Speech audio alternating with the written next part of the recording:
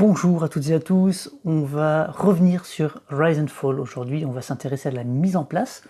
C'est une mise en place qui est relativement rapide et simple, mais voilà, ça permet quand même de montrer un petit peu comment ça marche, comment on inclut certains modules et la différence entre la mise en place multi et la mise en place solo.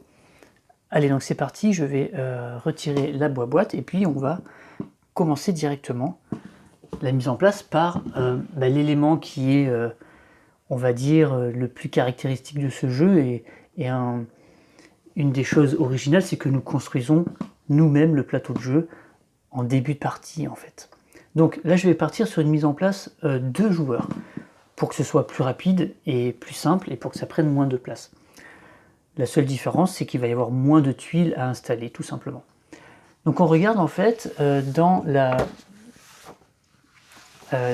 le livret de règles, il nous indique combien de tuiles de chaque type on a besoin d'aller chercher pour faire notre mise en place. Donc, comment se passe une mise en place de Rise and Fall? Donc déjà, tout simplement, les joueurs prennent toutes les pièces d'une couleur.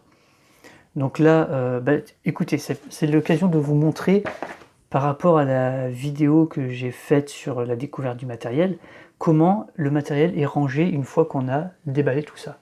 Donc vous voyez la boîte, donc on avait vu qu'elle était assez épaisse, hein. Vous voyez, voilà, si je mets ma main ici, elle est assez épaisse. Et en fait, il y avait un système de confection de boîtes pour ranger le matériel du jeu. Donc vous voyez par exemple, voilà, donc ça c'était, en fait ils fournissent en carton le patron, et nous on n'a qu'à plier pour faire la boîte, et dedans on va mettre le deck de cartes de la couleur jaune, et puis toutes les pièces qui correspondent à la couleur jaune. Voilà. Donc c'est quand même assez sympa, hein. Donc là par exemple je vais prendre le jaune et puis on va dire le rouge. Voilà. Donc les deux autres joueurs ne sont pas utilisés. Sous les boîtes, on a le rangement, ça vous l'avez vu dans l'autre vidéo, des tuiles. Et puis il y a deux autres boîtes, une qui va servir pour mettre les pièces de monnaie et puis les ressources. Donc il n'y a que ça comme ressources. Et dessous j'ai mis des paquets de cartes, on va en avoir besoin ici. Et puis la dernière boîte, elle permet de regrouper tous les éléments qui servent pour le module récit, qui sont en fait des éléments à construire, des tuiles supplémentaires, des objectifs supplémentaires, enfin des succès supplémentaires, etc. Donc on verra ça tout à l'heure, on va l'utiliser aussi. Donc on met de côté les ressources, l'argent, tac, et chaque joueur prend les éléments à sa couleur. Une fois qu'on a fait ça, on tire au sort un des deux joueurs qui va commencer à construire le plateau de jeu. Et donc on regarde dans la règle combien de tuiles il nous faut.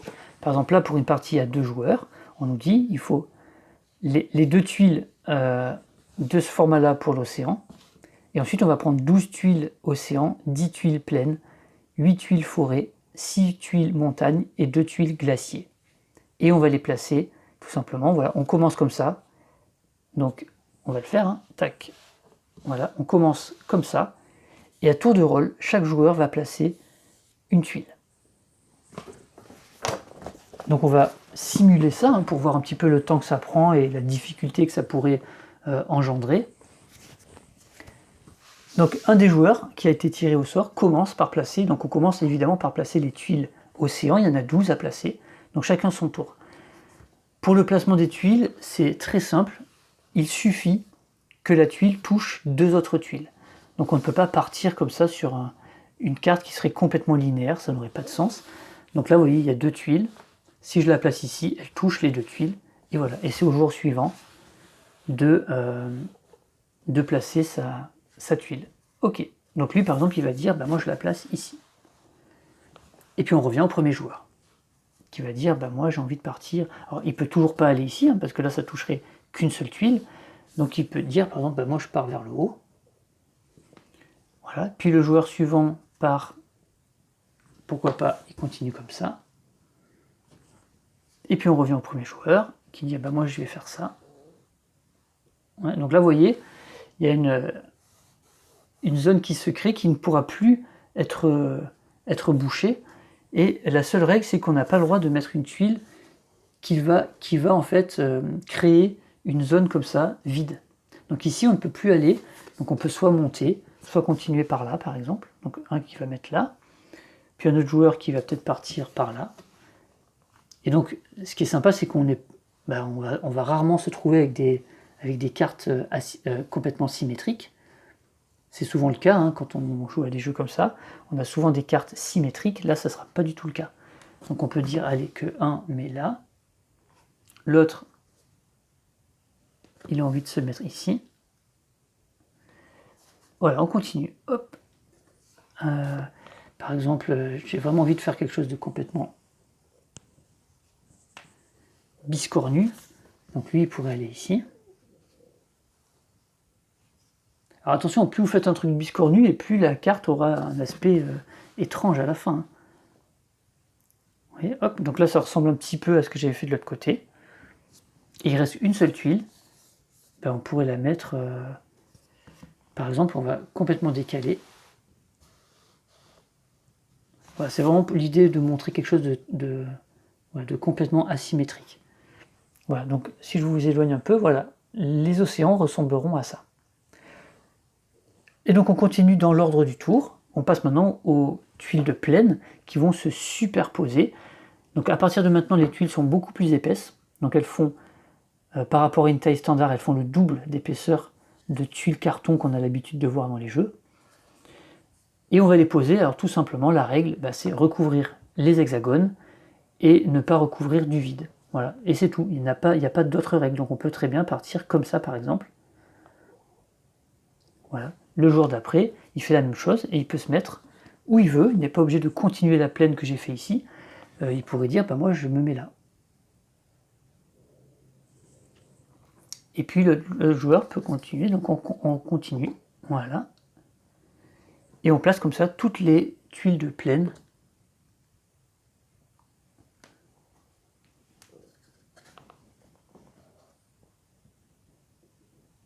Chacun son tour, donc si on est 4, on fait du premier joueur et puis on tourne dans le sens des aiguilles d'une montre, tout simplement. Voilà. Et ça fait vraiment partie du jeu. Hein. Alors, évidemment, dans la règle, ils nous disent que ça sert à rien d'essayer de réfléchir à une stratégie quand on pose les tuiles. C'est impossible quasiment de définir une stratégie en posant les tuiles, puisque voilà, plus il y a de joueurs et plus ça va être chaotique. Donc l'idée, ils disent plutôt, contentez-vous de faire quelque chose de joli.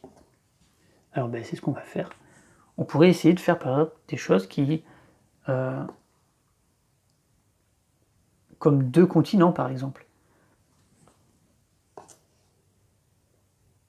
Voilà, là il en reste une. Alors si admettons il n'y a plus d'endroit valide, si on ne peut plus poser la tuile, donc là on peut, hein, parce que je peux la mettre ici, j'ai plein d'endroits, mais il y a certains moments où il n'y aura plus assez de place, la règle tout simplement nous dit on déplace une tuile déjà posée pour se créer de la place. Voilà, tout simplement.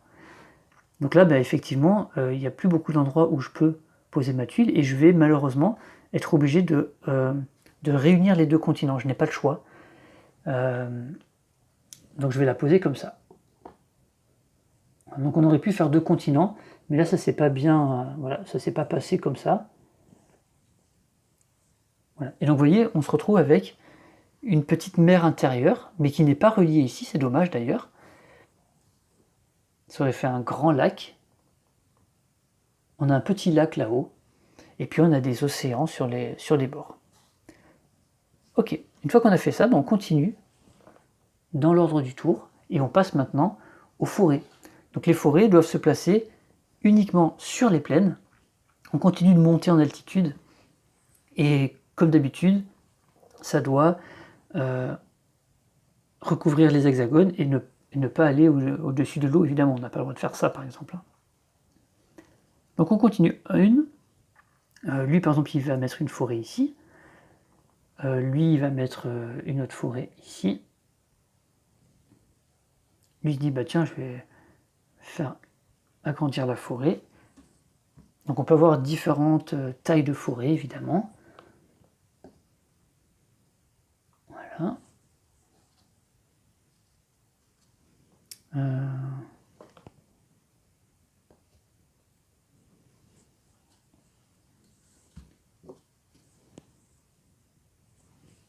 Voilà, il en reste déjà plus qu'une, hein, ça va vite. Je pourrais faire ça par exemple. Voilà. Et donc là, vous voyez maintenant, on commence à avoir un relief. Et donc, à certains endroits, on commence à avoir une épaisseur de 2 en fait. Vous voyez, donc par exemple ici, de la mer à la forêt, il y a 2 d'épaisseur, donc ça constitue finalement une falaise, et la plupart des unités ne pourront pas grimper cette falaise. C'est-à-dire que notre bateau, ici, il pourra accoster et il pourra débarquer des unités uniquement, enfin, il ne débarque pas vraiment des unités, mais il pourra s'installer uniquement en allant sur les plaines, mais pas directement sur les forêts, parce qu'il y a une falaise, il ne peut pas la grimper. On continue, toujours en suivant l'ordre du tour, par les montagnes. Donc les montagnes, à chaque fois vous avez vu que les tuiles sont de plus en plus petites, et donc les montagnes se posent exclusivement sur les forêts. Tac. Lui, il va la mettre ici. Lui, il dit, bah tiens, moi je vais agrandir cette chaîne de montagnes ici. Donc là, vous voyez qu'on ne peut plus placer de montagne ici, parce qu'il n'y a plus assez de place. Les montagnes font 3, donc là c'est cuit. Donc lui, il va en poser une ici. Lui, il va en poser une ici. Et la dernière, je n'ai pas le choix. Il n'y a plus qu'un seul emplacement où je peux le poser, c'est là. Ou alors, agrandir cette chaîne, on va plutôt agrandir cette chaîne. Voilà. Et voilà comment le relief prend forme dans ce jeu. Donc même chose, on peut maintenant avoir des falaises entre les plaines et les montagnes. On ne peut pas, la plupart des unités ne peuvent pas grimper directement ici. Ils seront obligés de faire le tour, de passer par la forêt et de monter marche par marche. Et il reste 2 tuiles, c'est les glaciers. Donc là, celle-ci, elle se pose sur les montagnes. Donc là, on a une belle montagne, on va mettre un sommet enneigé ici. Et puis, on va mettre un sommet enneigé ici. Voilà. Et vous voyez ce petit lac là, qu'on a vu au début, finalement, c'est vraiment, vous voyez, il est entouré de falaises, mais on peut y accéder par les deux plaines qui sont là. C'est vraiment sympa, hein. Et donc, on va avoir toujours des cartes qui se ressemblent d'une partie à une autre, évidemment, mais elles seront toutes en même temps différentes. Donc elles vont se ressembler, mais elles vont être différentes.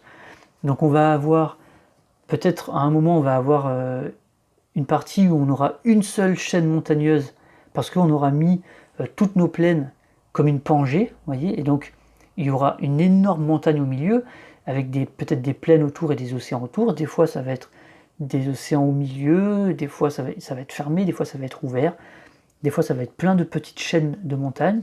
Là, vous voyez, il y en a plusieurs. Il y a 4 chaînes de montagnes. Il y en a 2 moyennes, 2 petites. Voilà, donc... Et puis, vous allez voir qu'il y a des... Vous voyez, quand là, il peut y avoir des passages qui se font entre les océans par les plaines. Des passages qui vont être plus faciles que d'autres. Voilà. Une fois qu'on a placé, qu'on a terminé de créer le monde, c'est là qu'on peut décider d'ajouter les modules. Alors, il y a 2 modules, en fait, qu'on peut ajouter. Alors, je vais aller chercher les cartes parce que je ne l'ai pas fait tout à l'heure. Voilà.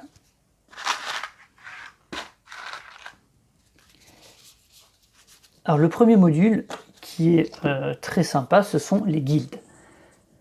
Notre civilisation, notre clan, parce que c'est pas un jeu de civilisation, hein, mais il y a une petite thématique quand même qui vient se coller sur le jeu, peut héberger des guildes. Ces guildes elles vont tout simplement modifier un petit peu les règles de jeu pour créer une petite asymétrie entre les joueurs. Donc on peut les utiliser de différentes manières selon le niveau ou l'expérience des joueurs sur le jeu. Le mode normal, c'est le joueur va jouer avec 2 guildes et donc 2 pouvoirs de 2 guildes. Voilà. Mais on peut, si on est plus fort ou si on connaît mieux le jeu que les autres, on peut ne jouer qu'avec qu'une seule carte, ou alors avec 0 carte. Voilà. Si on joue avec une seule carte, ça peut être une carte qu'on choisit, puisque vous allez voir qu'on va piocher, et on peut choisir une carte, ou alors on peut décider de jouer qu'avec une seule carte, mais une carte qu'on ne choisit pas, pour nous imposer un choix. Quand on joue avec 2 cartes, pour le mode normal, ça va être une carte qu'on choisit et une carte qui nous est imposée.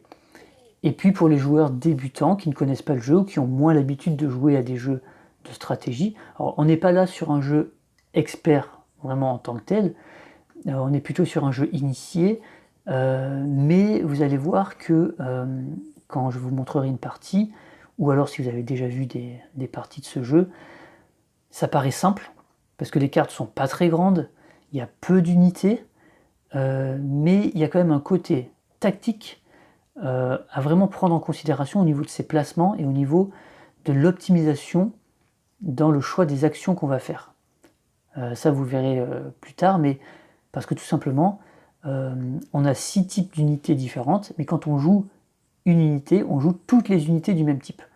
Donc ça va être intéressant de savoir quand jouer les unités, est-ce qu'on attend d'en avoir plusieurs pour optimiser, est-ce qu'on le fait tout de suite parce qu'on n'a pas le choix, et surtout, une fois qu'on a joué un type d'unité, on ne peut plus le jouer jusqu'à ce qu'on ait plus de cartes et qu'on récupère les cartes de notre défausse. Donc il y a toute une tactique, et dans les premières parties, on se fait avoir évidemment, on se dit ah mince, j'ai joué ça, j'aurais pas dû, maintenant je suis coincé. Voilà. Donc plus on va jouer au jeu, plus on va être fort, et donc plus on va avoir d'avantages sur les gens qui ne connaissent pas le jeu, et donc ce système de guilde permet tout simplement de rééquilibrer les choses, et ça permet aussi pour les joueurs qui ne connaissent pas le jeu de leur donner une petite orientation. Si je vous donne un exemple de guilde par exemple, une qui va être facile à comprendre, parce qu'il y en a beaucoup, hein. Je ne sais pas combien il y en a, mais il y en a vraiment beaucoup. Je voulais vous montrer par exemple la plus facile, la plus simple à comprendre. Ça va être la guilde. Alors, par exemple, la guilde des alchimistes, elle est simple à comprendre. La guilde des alchimistes, le fait de héberger la guilde des alchimistes chez nous permet d'avoir une nouvelle action qui se fait avec nos nomades.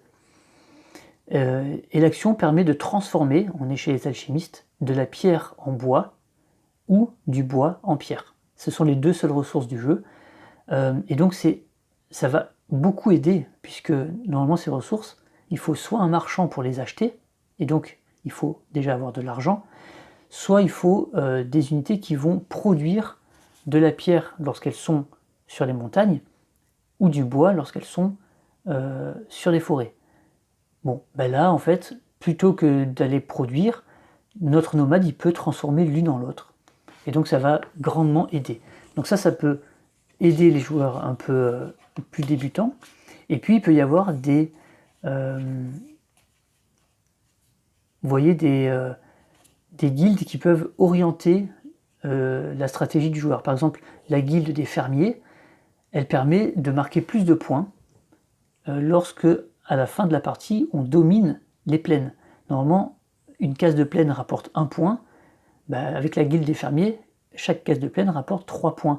Donc la personne qui tombe sur ça, elle va évidemment orienter son gameplay, sa stratégie, vers les plaines. Il va essayer de dominer toutes les plaines puisqu'elles rapportent autant de points que les montagnes, qui sont plus prisées normalement. Donc voilà, donc il y a des choses qui vont orienter les joueurs plus débutants, il y a des choses qui vont permettre de spécialiser, il y a un peu de tout. Et donc après, voilà, c'est un peu tiré aussi au hasard, donc c'est ça qui est cool. Donc comment ça se passe dans ces cas-là? Donc on distribue 3 cartes à chaque joueur.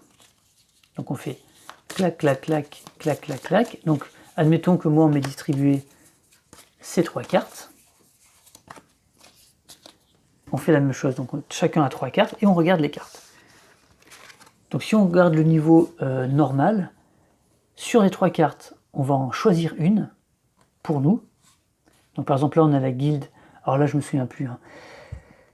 Ça c'est la guilde des quoi, c'est pas les nordiques, comment ils s'appellent?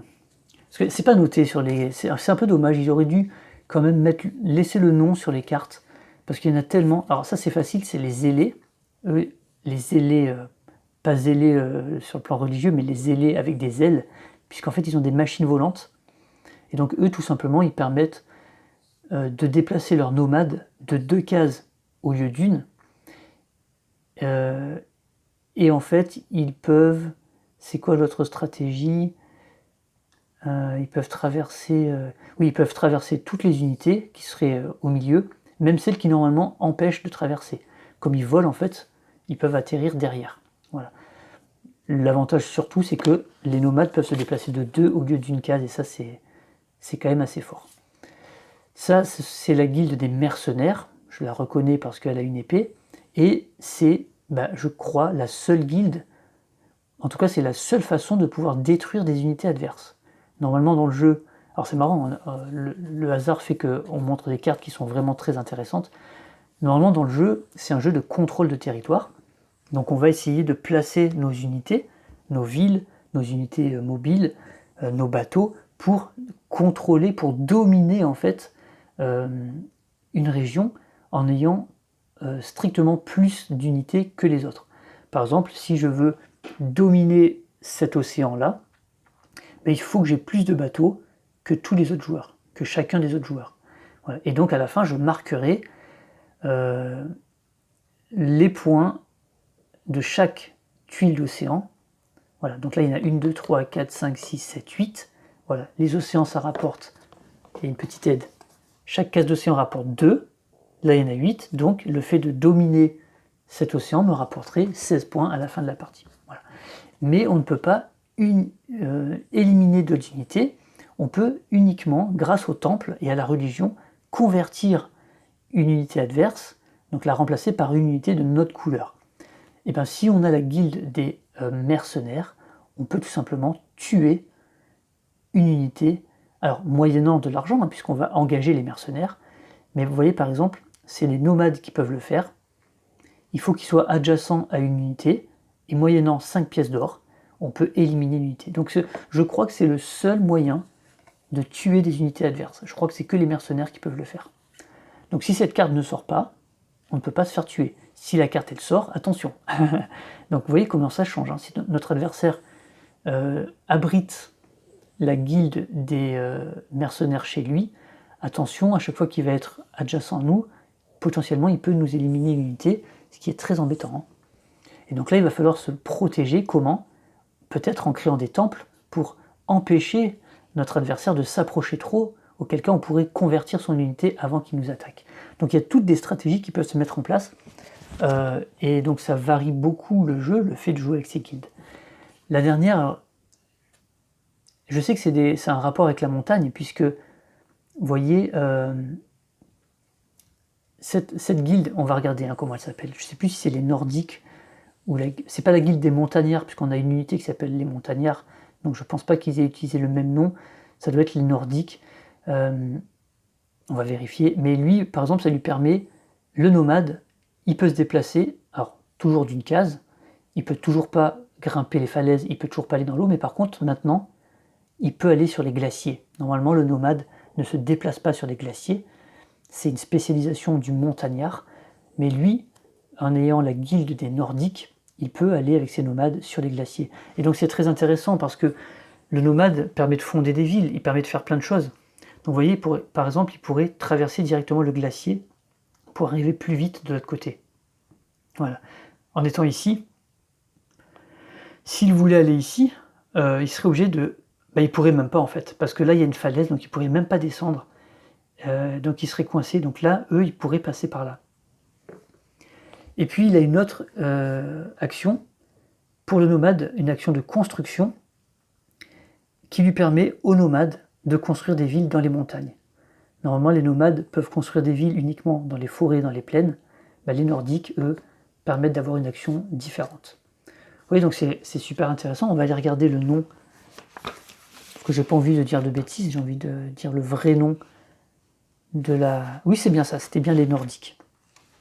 Et donc il y en a plein d'autres, évidemment, je ne vais pas toutes vous les montrer, mais il y a les corsaires. Donc eux, par exemple, ils vont dominer les mers, puisqu'ils vont avoir une action de piraterie. Avec les bateaux, ils peuvent tout simplement aller piller de l'or aux autres bateaux de l'océan. Voilà, donc il y a plein de choses comme ça. Ça, c'est la guilde des druides. La guilde des druides, elle permet alors de construire un temple. Alors, voilà. Vous voyez, ça rajoute une action qui n'existe pas non plus dans le jeu de base. Le nomade peut construire un temple en forêt, alors que normalement les temples ne se construisent que sur les montagnes et sur les plaines. Alors pour quelle raison? Dans le jeu, on nous dit les temples ont envie d'être vus et puis comment dire, contemplés de loin. Donc soit ils sont dans une plaine, dans un terrain dégagé, soit ils sont au sommet d'une montagne pour qu'on les voit, alors que dans une forêt, ils seraient un peu cachés. Ben, les druides, eux, peuvent fonder un temple dans une forêt. Et puis, ils ont une modification de points de victoire. Les cases de forêt rapportent 6 points de victoire au lieu d'en rapporter 3. Donc vous voyez, si on a la guilde des druides, on va avoir envie de s'installer dans les forêts et de dominer toutes les forêts. Alors sur notre carte ici, ça serait pas très de chance parce que il y a plein de petites forêts, mais c'est que des petites. Vous voyez, là elle fait une case, là elle fait 2 cases, là elle fait 2 cases, 2 cases, une case. Donc elle serait facile à dominer, mais finalement elle ne rapporterait pas énormément de points. Bon. Mais c'est comme ça. Et puis voilà, il y a plein d'autres choses. Hein. Donc les fermiers, on les a vus. Celle-ci, elle est un petit peu particulière, donc je ne vais pas la détailler. La guilde des mineurs, voilà, tout simplement, permet de récolter 2 pierres au lieu d'une. Voilà. On a la même chose pour les forêts avec la guilde des bûcherons qui permet de récolter 2 bois au lieu de 1. Voilà, et il y en a plein comme ça. Il y en a vraiment beaucoup qui sont plus ou moins intéressantes. Les hommes, comment ils s'appellent eux? Les hommes des montagnes, les hommes des neiges, les hommes des cavernes, les hommes des neiges. Super intéressant l'homme des neiges. Grâce à notre montagnard, on peut construire une ville sur un glacier.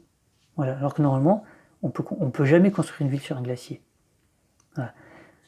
Donc voilà, il y a plein de petites choses comme ça. Donc une fois qu'on a nos 3 cartes, on en choisit une. Donc par exemple, moi je trouve que celle des mercenaires est très puissante, donc je la garde pour moi. Sur les 2 qui me restent, j'en défausse une et je transmets l'autre à mon voisin de gauche. Voilà, qui va être obligé de l'accepter. Donc je vais par exemple défausser les nordiques. Non, j'ai pas envie de lui permettre de se déplacer de 2 avec ses nomades parce que c'est très fort. Donc je vais défausser par exemple les ailés et puis la guilde des nordiques je lui donne. Voilà. Et donc mon voisin de droite, lui, m'aura transmis aussi une carte qui m'aura donné. Donc ça va être par exemple là la guilde des archivistes, voilà, qui permet de récupérer des cartes pour moins cher. Voilà, bon, je ne détaille pas, mais... Et donc, en mode normal, on commence avec 2 guildes, donc avec 2 pouvoirs spéciaux. Si jamais j'étais un peu plus expérimenté que les autres, j'aurais pu choisir soit de jouer qu'avec une seule carte que je choisis, soit comme c'est indiqué dans la raid, qu'avec une seule carte mais que je ne choisis pas. Donc j'aurais joué qu'avec celle-là. Donc vous voyez, si je suis légèrement plus expérimenté que les autres, je peux choisir ma carte mais j'en ai qu'une. Si je suis un peu plus expérimenté, je joue qu'avec une seule carte que je ne choisis pas. Si je connais très bien le jeu par rapport aux autres, je joue avec 0 carte. Voilà. Et puis ceux qui ne connaissent pas du tout le jeu, sur leurs 3 cartes, au lieu d'en défausser une et d'en choisir une, ils en choisissent 2. Donc par exemple là, on aurait pu par exemple prendre la guilde des zélés et la guilde des mercenaires, l'autre on la passe à notre voisin, et puis on récupère celle de notre voisin de droite, et donc en mode débutant, on joue avec 3 cartes. Et là c'est très très fort. Vous voyez, imaginez, hein, les 2 qu'on choisit, bon là on est tombé sur des cartes vraiment très fortes. Se déplacer de 2 et avoir les mercenaires, même un débutant là il peut nous déglinguer je pense. Hein. Donc voilà, il y a différents moyens de renouveler le jeu, d'équilibrer par rapport à l'expérience des jeux, parce que, comme je vous le dis, quand on connaît le jeu, on part avec un avantage très fort par rapport à ceux qui ne connaissent pas le jeu, parce qu'on va savoir où se positionner au départ, dans quel ordre faire les actions, voilà, on va avoir vraiment un avantage. Donc c'est très malin d'avoir fait ça. On peut aussi tout simplement ne jouer avec aucune carte, et puis voilà. Hein. Et là, on joue qu'avec notre deck et on se débrouille. Ensuite, il y a un autre module, c'est les récits. Alors, ça, c'est très intéressant aussi. Il y en a 23 différents. Ils se départagent en plusieurs types. Ça va être des monstres.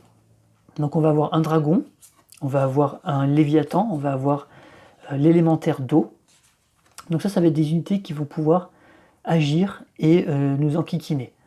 Le dragon, par exemple, il amène un nouvel... alors, c'est pas des objectifs, comment ils appellent ça non, comment... Mince, je me souviens plus du nom utilisé. Des trophées. il apporte un nouveau trophée, le fait de capturer le dragon, qui nous rapportera 20 points de victoire à la fin de la partie. Donc voilà, ça peut être ce type-là, il n'y en a que 3 sur les 23. Ensuite, ça peut être des bâtiments à construire. Vous voyez, donc on peut intégrer des nouvelles choses à faire. Par exemple, une capitale. Voilà. On peut, sous certaines conditions, un joueur peut construire une capitale, il n'y en a qu'une à construire, et ça lui rapportera 20 points de victoire à la fin de la partie. Ou on peut construire un pont.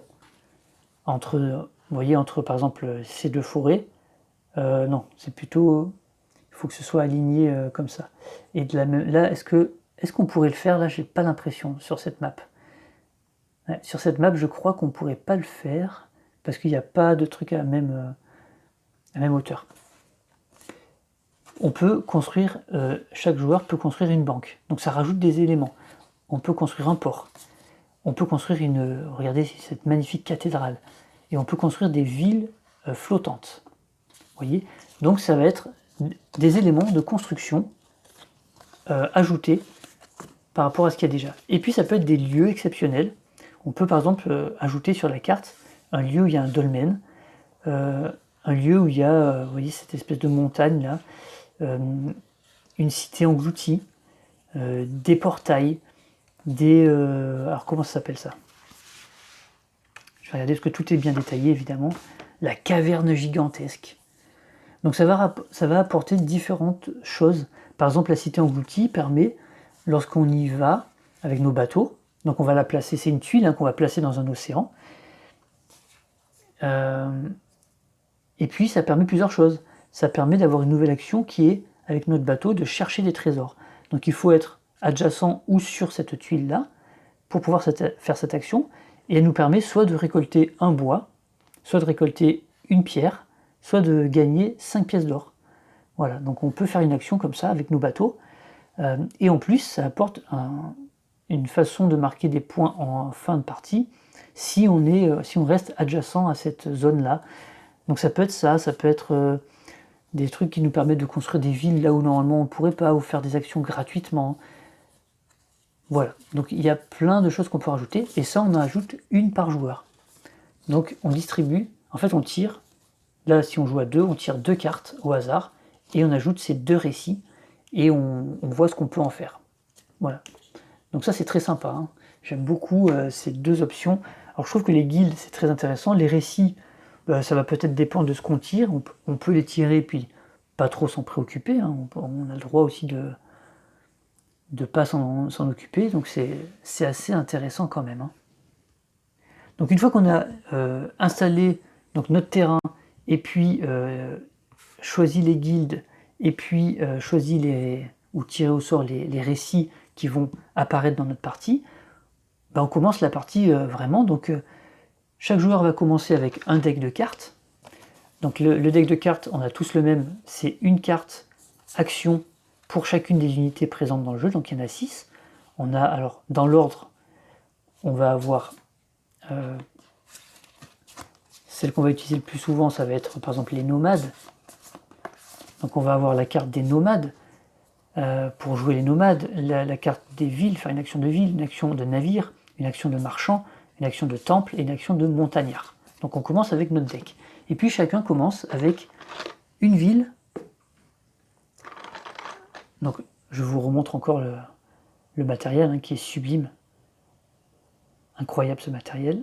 Une ville, un navire, un petit navire jaune, et puis un nomade. Donc on commence avec ces trois unités. Là on va maintenant déterminer qui sera le premier joueur de la partie. Et chacun son tour, on va positionner, on va placer, on va déployer nos unités. Donc par exemple le premier joueur va placer, on va dire,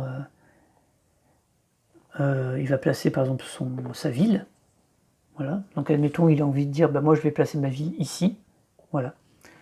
Le joueur suivant va placer, alors lui aussi il a droit à un navire, un nomade et une ville. Donc lui dit moi je vais placer ma ville. On n'est pas obligé de placer la ville en premier, mais Voilà, il dit bah, moi je vais mettre ma ville ici. Ensuite, le joueur jaune il va se dire ok, moi je vais aller chercher peut-être. Je vais placer mon bateau parce qu'il se dit. Là il y a une mer intérieure, donc peut-être il peut y avoir un moyen de faire quelque chose, donc il va placer son bateau. Et il va essayer de le placer à un endroit stratégique, dans le sens où il va peut-être pouvoir débarquer. Voilà, donc il va se dire, est-ce qu'il va se mettre là-bas ou est-ce qu'il va se mettre là? On va dire qu'il va se mettre là, par exemple. L'autre, il va se dire, ok, toi tu prends cette mer, moi je vais dire, moi je vais prendre peut-être la mer qui est là-bas. Il va se mettre ici. Ensuite, le joueur jaune va placer son nomade et il va le mettre peut-être là. Voilà. Et le dernier va le mettre, on va dire, ici. Voilà. Donc là, pour le coup, quand on place, là, il y a des stratégies à mettre en place que moi, je ne connais pas encore parce que je ne connais pas le jeu. Mais voilà, donc le placement, c'est très simple. Les bateaux, c'est obligatoirement dans une case d'eau. On met qu'une seule pièce par hexagone. Et puis, les villes et nomades ne peuvent pas être posées ni en mer, ni sur les glaciers. Tout le reste, c'est bien.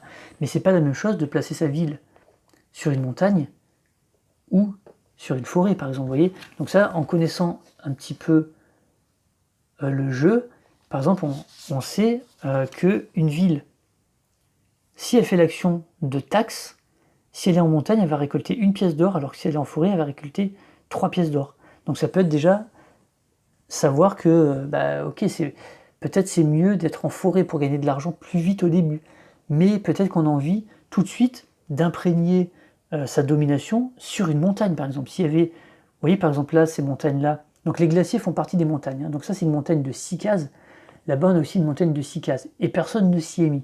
Peut-être ça aurait été malin de placer une ville rapidement pour dire, ok, cette montagne, je la convoite, voilà. Donc ça c'est vraiment avec l'expérience de jeu qu'on va définir ça, et moi pour l'instant je peux pas vous conseiller là-dessus parce que je n'en sais rien.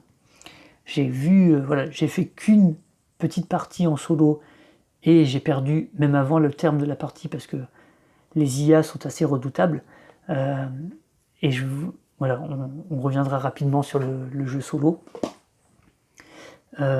Et à la fin de la vidéo, on va aussi faire la mise en place solo et vous verrez les différences.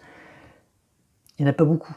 Donc voilà, donc ça c'est déjà. Alors le jeu nous dit tout simplement, il nous donne des petits conseils stratégiques au niveau du déploiement dans la règle. Donc ça c'est plutôt sympa.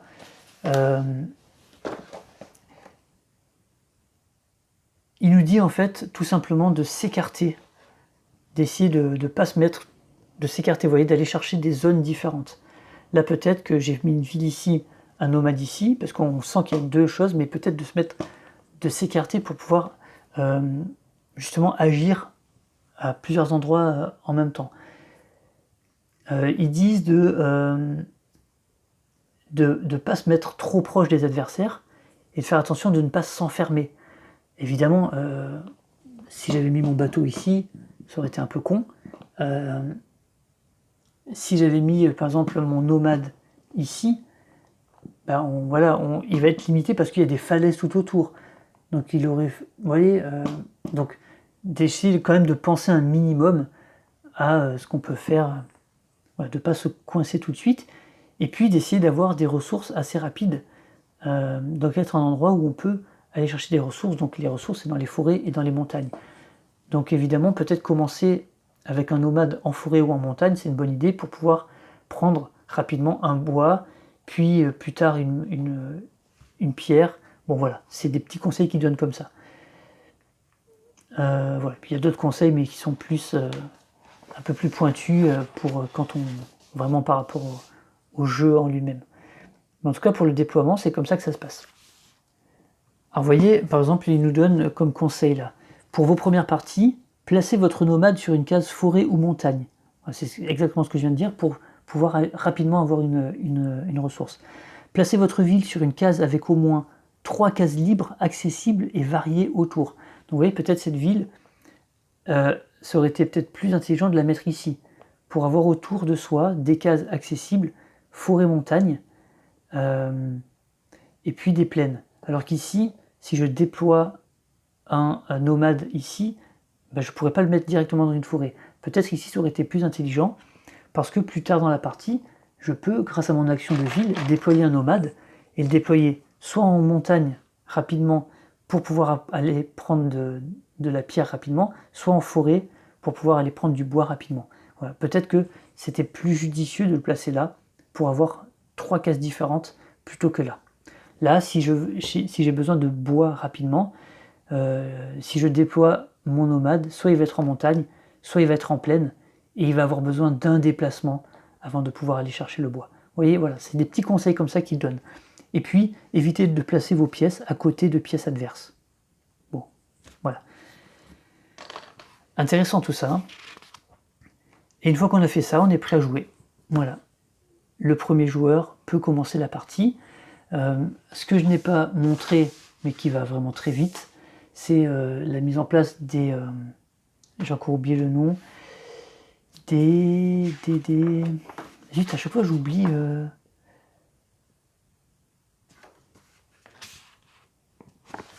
Comment ils appellent ça?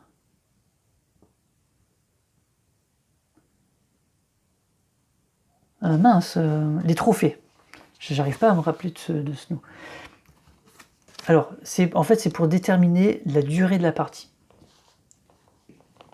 Alors, on a un petit carton. Et on a des tuiles pour les trophées.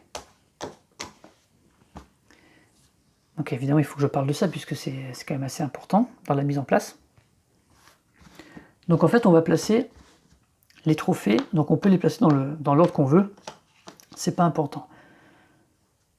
Les trophées, c'est quoi?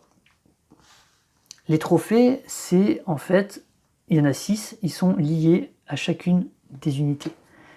Il y a un trophée lié aux villes, ici aux nomades, ici aux montagnards, ici aux marchands, ici aux temples et ici aux navires. Ben, tout simplement, le premier joueur qui a réussi à déployer dans la partie toutes les unités du même type gagne le trophée associé. Donc, il faut savoir que on dispose de 8 villes et 8 nomades.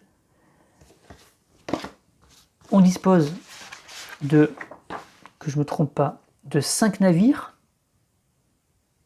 de 6 marchands, de 3 montagnards et de 3 temples. Voilà. Donc poser 3 montagnards, ça peut paraître plus facile que de poser 8 villes, évidemment. Voilà. Mais vous allez voir, c'est quand même assez équilibré, bien sûr. D'autant que le trophée des villes ne rapporte que 10 points de victoire, le trophée des montagnards, il n'y en a que 3, il rapporte 15, vous voyez. Le trophée des marchands, il y en a 6, ça rapporte 20. Le trophée des navires, il n'y en a que 5, mais ça rapporte 25. Évidemment, parce que des navires, peut-être poser les 5 navires, ça ne va pas forcément nous aider dans notre stratégie. Mais en tout cas, quand un joueur, donc pour la mise en place, on place ça comme ça.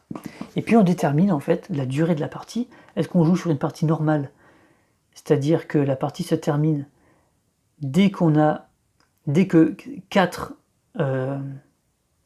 j'ai encore oublié le nom. C'est dingue, j'arrive pas à me souvenir. Trophées. Dès que 4 trophées ont été remportés, la partie est terminée. Ça, c'est la durée normale. Et donc, on place un petit jeton ici pour se rappeler que la fin de partie arrive quand cette flèche atteint le petit anneau. On peut jouer sur une partie longue en gagnant 5 des 6 trophées, ou alors une partie plus épique en remportant tous les trophées. Voilà. Et comment ça marche? Dès qu'on gagne un trophée, par exemple, il y a un joueur qui a réussi à placer tous ses nomades. Voilà, il a sorti ses 8 nomades. Voilà, donc hop, il gagne ce trophée, il le prend avec lui. Pour la fin de partie, il va gagner 10 points. Et donc on fait tout décaler. Donc voilà pourquoi l'ordre ici n'est pas important, on s'en fout. Par contre, on fait décaler. Et donc vous voyez que cette flèche, petit à petit, va monter. Et donc quand il y aura encore 3 trophées remportés, ça déclenchera la fin de partie, puisque la flèche arrivera ici. Voilà. Cette flèche détermine aussi, au niveau des règles, le prix pour racheter une carte qui serait partie en déclin. Mais ça, c'est dans l'explication de règles qu'on verra dans une autre vidéo. Donc voilà, on va placer ça. Si jamais on joue avec des récits qui apportent, par exemple le dragon qui apporte un trophée supplémentaire, hein, puisque si vous avez bien suivi, vous êtes en train de vous dire oui mais il y avait des machins, ok. Bah, en fait ça marche pareil, c'est juste qu'on le met à côté, on garde la même règle de dès qu'il y a 4 trophées qui ont été remportés, on finit la partie. Bah, tout simplement, s'il y a un trophée qui est remporté, on continue, on enlève ici et on fait monter la flèche. Si c'est le dragon qui est remporté en premier, le joueur prend le dragon et puis on met n'importe lequel à côté pour quand même faire monter la flèche. Voilà. Il faut que la flèche monte à chaque fois qu'un trophée pardon, est remporté. Voilà, tout simplement. Donc ça change pas grand chose, hein, mais donc il peut y avoir d'autres. Si on joue par exemple à 3 avec 3 récits qui rajoutent 3 trophées supplémentaires, il y a juste plus de choix, mais c'est toujours dès qu'il y en a 4 qui ont été remportés que la partie se termine et qu'on compte les points. Voilà, je pense que j'ai rien oublié pour la mise en place. Alors si on pourrait parler, alors je peux en parler là, mais il y a des cartes en fait qui proposent des mises en place déjà toutes faites avec le nombre de joueurs, mais ça va surtout servir en mode solo, puisqu'on va pas s'amuser en mode solo à jouer le schizophrène et à placer les tuiles une par une. Il y a déjà des configurations déjà faites, mais on peut très bien la créer nous-mêmes de toutes pièces, il n'y a aucun problème. Maintenant, on peut très bien aussi jouer en multi en disant ben, on va pas se prendre la tête, on prend par exemple une carte qui a déjà été prédéfinie, par exemple on joue à 4, on prend la carte de Braren, hop, et la carte va, si elle nous plaît, avec un gros glacier au milieu, on peut décider de construire cette carte sans faire la construction joueur par joueur. Voilà, c'est possible aussi. Ok, voilà pour la mise en place multijoueur. Alors la vidéo est super longue parce que j'ai passé beaucoup de temps à expliquer les récits et surtout les guildes, on a passé du temps et tout, mais vous voyez ça va vite, hein. On regarde le nombre de tuiles qu'il nous faut par rapport au nombre de joueurs, on détermine un ordre et chacun pose une tuile, ça va relativement vite et c'est assez ludique, c'est assez sympa d'essayer de créer des falaises, des petites mers, d'essayer de faire quelque chose, de se faire contrer par notre joueur et tout. Une fois qu'on a fait ça, on intègre les guildes et ou les récits, ou aucun des deux d'ailleurs. Et puis après, on définit le premier joueur et chacun place une pièce, chacun son tour, sur le terrain et on est prêt à jouer. Voilà. Donc ça va quand même relativement vite et c'est pas fastidieux. Le fait en plus que tout soit mis dans des boîtes, c'est très rapide, chacun prend sa boîte, il a ses petites unités, après il les organise comme il veut devant lui, et puis ranger le jeu ça va vite aussi, puisque on récupère toutes les unités, on les met dans les boîtes, les ressources, les pièces on peut très bien les laisser là, parce que c'est facile d'aller chercher des pièces de 5, de 10, ou si vous voulez vous pouvez les séparer dans des coupelles. Les ressources il n'y en a que 2 en fait, donc on n'a même pas besoin de les séparer, vous voyez c'est très facile d'aller chercher soit du bois soit de la pierre là-dedans, donc il n'y a vraiment pas de mise en place à faire. Et puis à la fin, ben, les tuiles, hop, hop, hop, hop, on les regroupe par type, et puis on les range dans leur boîte aussi. Donc très bon point pour ce jeu, le matériel, la mise en place, le rangement du jeu, la mise en place, enfin le rangement dans la boîte, tout est bien pensé. Alors même avec le petite extension, parce que le mode solo est en extension, c'est une extension en fait hein, qui était proposée lors du financement participatif. Je pense et j'espère qu'on pourra le trouver après aussi en boutique. Ils vont pas faire la même connerie que Monumental qui proposait le mode... non, c'était Mosaïque qui proposait le mode solo uniquement pour les gens qui prenaient la version deluxe du jeu, et beaucoup se sont fait avoir, et en boutique il n'y avait pas de mode solo, et ça je trouve ça absolument scandaleux. Donc là j'espère que le module du mode solo sera accessible après en boutique pour les gens qui auraient raté le financement et qui veulent jouer en solo. Le mode solo, on va en parler, ça rajoute en fait des cartes. Et ça en rajoute beaucoup. Parce qu'on peut jouer contre 4 adversaires. Alors pas en même temps, puisque c'est un jeu qui se joue à 4, donc on peut jouer en solo contre 3 adversaires si on le souhaite. Je sais pas si c'est une bonne idée, mais on peut. Vous voyez, donc ça ferait beaucoup de cartes Bon, après, regardez, en print and play, ça se fait quand même. Hein. Maintenant, tout le monde a une bonne imprimante, ça peut se faire quand même. De récupérer ça en print and play, les règles et les cartes. Alors, il y a les cartes pour indiquer les actions des joueurs. Il y a ces fameuses cartes qui permettent de construire une map. Mais honnêtement, on peut aussi le faire nous-mêmes en posant un petit peu au hasard sans réfléchir, et puis ça marche aussi. Et puis, il y a quelques cartes pour définir des objectifs, donc ça c'est aussi facile à imprimer. Donc bon, en print and play ça se ferait, il n'y a pas de problème, mais je trouve que ça serait un petit peu de mauvais goût, je trouve, de ne pas proposer le mode solo achetable. En plus je crois que c'était 15 balles, un truc comme ça, c'est pas très cher, donc voilà. Allez, on passe à la mise en place du mode solo, et puis on va voir un peu les différences qu'il y a avec la mise en place du multi. Ok, donc je vais retirer les unités de par exemple notre adversaire.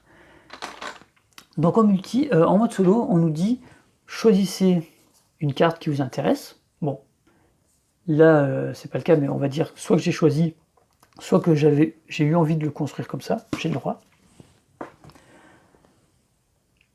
On nous dit de déployer nos unités. Donc là, du coup, on déploie nos 3 unités. Donc par exemple, cette fois, je vais le mettre ici. Mon nomade, je vais le mettre là-bas.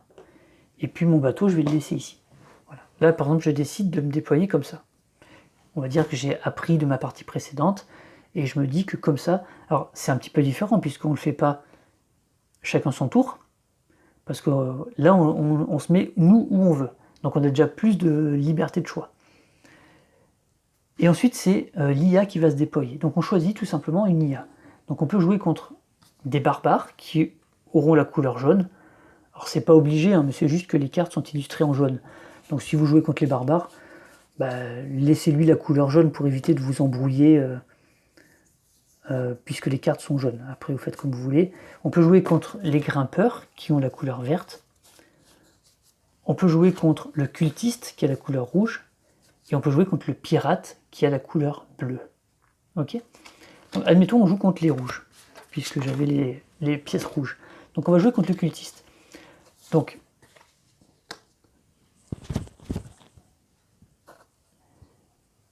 là en fait pour l'IA on a son paquet de cartes. Donc ce qu'on a besoin de définir c'est le niveau de difficulté que l'on veut intégrer à notre partie. Donc vous voyez que c'est des cartes, vous voyez, qui ont un niveau.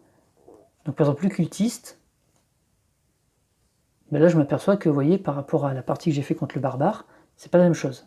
Le cultiste il a 1, 2, 3, 4, 5, il a 5 cartes de niveau 1, 2 cartes de niveau 2 et une carte de niveau 3. Alors est-ce que le cultiste est plus facile que le barbare? C'est pas sûr. C'est juste qu'il doit être équilibré différemment et que peut-être que les cartes niveau 3 sont extrêmement fortes. Bon.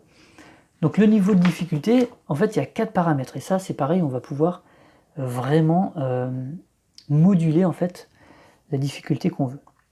Donc déjà on choisit le nombre d'IA que l'on veut affronter. 1, 2 ou 3. Donc déjà ça va changer je pense le jeu s'il y a 3 IA ou s'il n'y en a qu'une, sachant que les IA ne s'agressent pas entre elles. Elles vont essayer quand même de... Parce que les IA peuvent éliminer nos unités, mais elles ne peuvent pas s'éliminer entre elles, vous voyez. Donc elle va toujours voir où elle est par rapport aux joueurs humains. Donc ça peut être compliqué contre plusieurs IA. Hein. Ensuite, on va choisir le niveau de chaque IA. Donc c'est encore un niveau entre 1 et 3. Si on joue contre une IA de niveau 1, on retire ses cartes 2 et 3. Donc elle va avoir uniquement 5 cartes dans son deck. Si on joue une IA de niveau 2, on rajoute les cartes de niveau 2. Si on joue avec une IA de niveau 3, on rajoute une carte 3. Vous avez bien compris que ces cartes-là sont plus puissantes que les cartes 1. Ok. Donc vous voyez, on peut moduler une IA forte ou peut-être 3 IA, mais qui seraient plus faibles. Donc ça peut être complètement différent, à tester. Il y a énormément de possibilités à essayer, et moi j'aime ça. Ensuite, on a le niveau, il appelle ça le niveau d'indépendance de notre civilisation. Alors, c'est-à-dire indépendance par rapport aux guildes. Tout simplement, est-ce qu'on joue avec une carte guilde? Est-ce qu'on joue avec 2 cartes guilde? Ou est-ce qu'on joue avec 3 cartes guilde? Voilà. Est-ce qu'on est indépendant des guildes? Donc on n'a pas besoin de leur aide. En fait, c'est même pas ça, c'est est-ce qu'on joue avec 0, 1 ou 2? Voilà. Donc si on est indépendant, on n'a pas de guilde et on se débrouille tout seul. Si on est un peu plus dépendant, on joue avec 2 cartes guilde. Voilà. Moi, pour ma partie, je crois que j'avais pris qu'une seule carte guilde. Voilà, j'avais pris le niveau moyen. Et puis, il y a un 4e paramètre à prendre en considération, c'est le niveau d'objectif. Donc il y a 6 cartes objectifs. On en sélectionne une au hasard. Tac, tac, tac, tac, tac, tac, tac. Admettons, on tombe sur celle-là. Et puis on choisit le niveau d'objectif.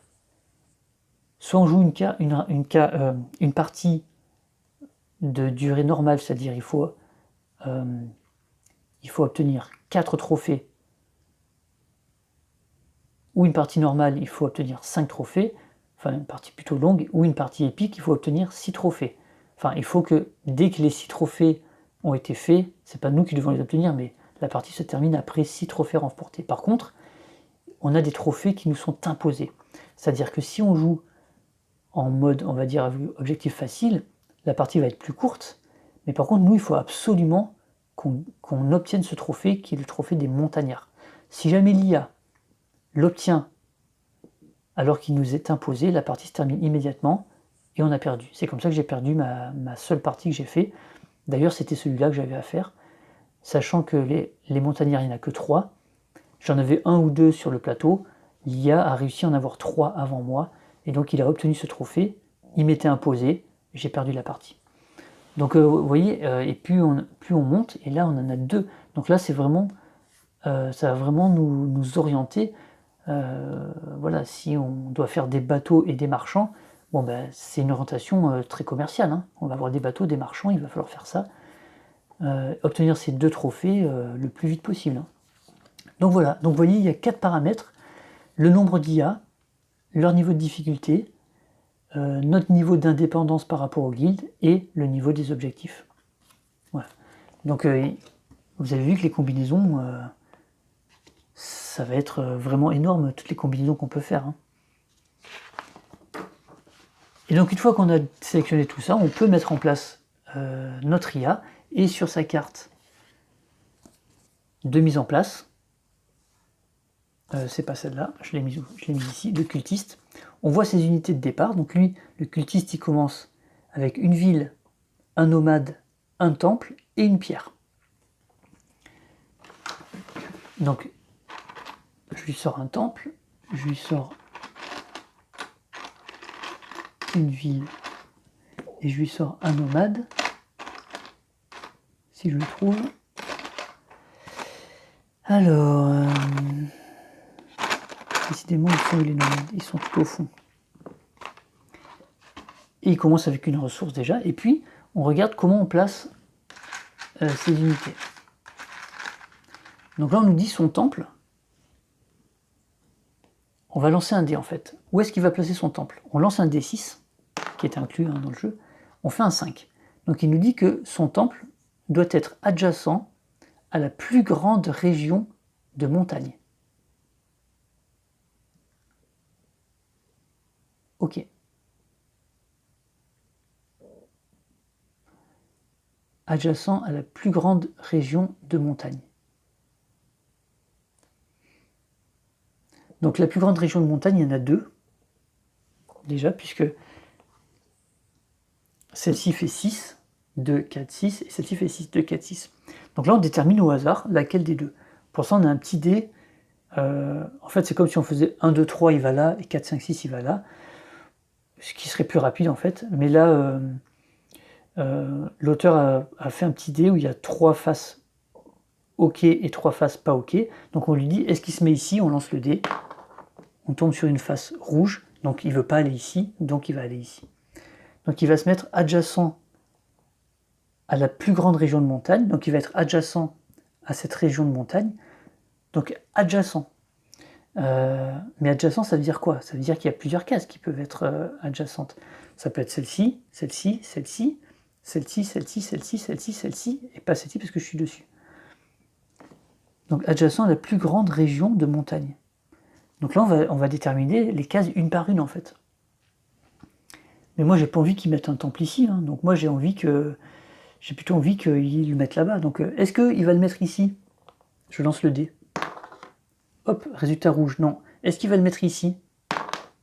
Résultat rouge, non. Est-ce qu'il va le mettre ici? Résultat rouge, mince. Est-ce qu'il va le mettre ici? Résultat rouge. Ben dis donc, est-ce qu'il va le mettre ici? Résultat rouge. Ben j'ai pas de chance. Est-ce qu'il va le mettre ici? Résultat rouge. Il est truqué ce dé ou quoi? Donc il va mettre son temple ici. Ben voilà, j'ai pas de chance. Donc ce que je voulais absolument pas, je me suis dit, en commençant par le haut, à chaque fois c'est une chance sur deux. Ah, je crois que j'avais pas fait celle-là. Bon bah tant pis. Je l'avais pas faite celle-là. Est-ce qu'il va le mettre ici? Résultat vert, va te faire foutre. Bon, il met son temple ici. Juste pour me faire chier. Ensuite, son nomade. Donc on va lancer un dé. 1. Il doit être adjacent à la ville d'un joueur. Ok. Donc là, la ville d'un joueur, il n'y en a qu'une, hein, c'est ici. Et là, on a le choix entre, on va lancer un dé. Donc il y a montagne ou plaine. Donc sur 1, 2, 3, 4, il se met en montagne. Et sur 5 et 6, il se met en plaine. Donc 1, 2, 3, 4, il va se mettre en montagne. Il n'y a plus qu'une seule possibilité, parce que le nomade ne peut pas aller dans les... Donc il se met là. Donc déjà, il m'agresse. Hein. Il m'agresse. Et ensuite, sa ville. Donc on va lancer un dé, toujours. Où est-ce qu'il va placer sa ville? 1. Adjacente à la plus grande région de plaine. Alors la plus grande région de plaine, elle a l'air d'être ici.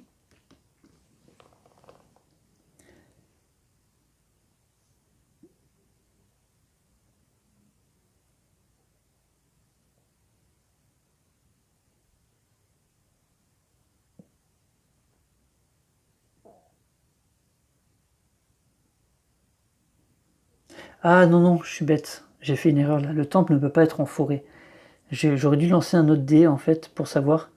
Quand j'ai placé mon temple, j'aurais dû lancer le deuxième dé pour dire est-ce qu'il est plutôt en montagne? Et donc du coup, j'aurais...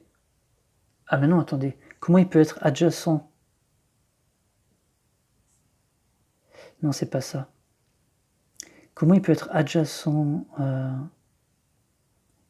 à la plus grande région de montagne et être en montagne? Non, je pense que le dé, ça c'est pas très très clair, mais on le lance si par exemple il doit être adjacent à la ville d'un joueur, et on regarde s'il est plutôt en montagne ou en plaine, ou s'il doit être adjacent au nomade. Ouais, mais par contre, s'il est adjacent à la plus grande région de montagne, j'aurais dû ne pas considérer en fait les forêts. Donc celle-ci ne compte pas normalement. Donc finalement, il avait le choix entre uniquement celle-ci, celle-ci, celle-ci et celle-ci. Donc bon, admettons, il était tombé là. Voilà. Je découvre en même temps, hein, je ne connaissais pas cette... Donc là, la ville, il me dit qu'elle doit être adjacente à la plus grande région de plaine. Ok. Donc adjacent à la plaine, il peut y avoir de la forêt ou de la montagne.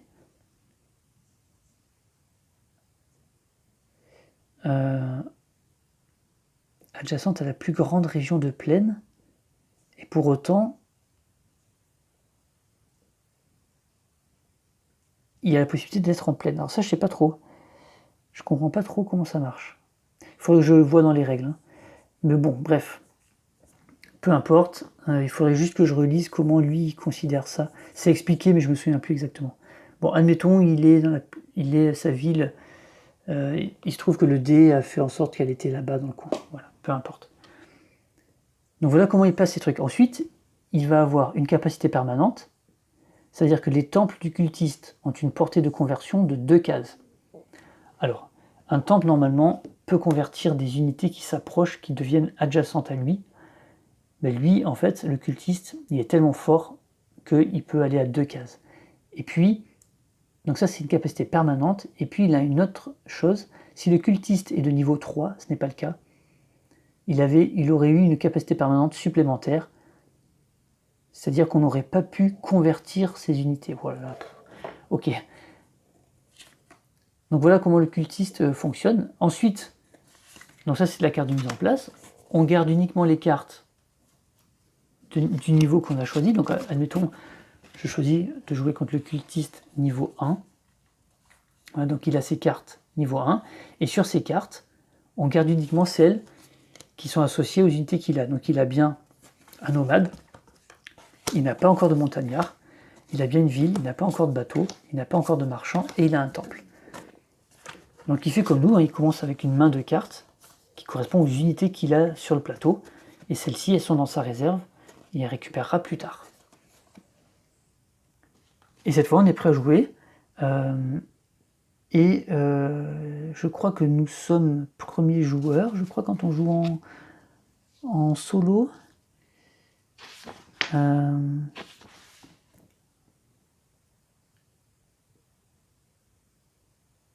Voilà, chaque tour, le joueur... Je crois qu'on commence premier joueur. Hein. Ah non.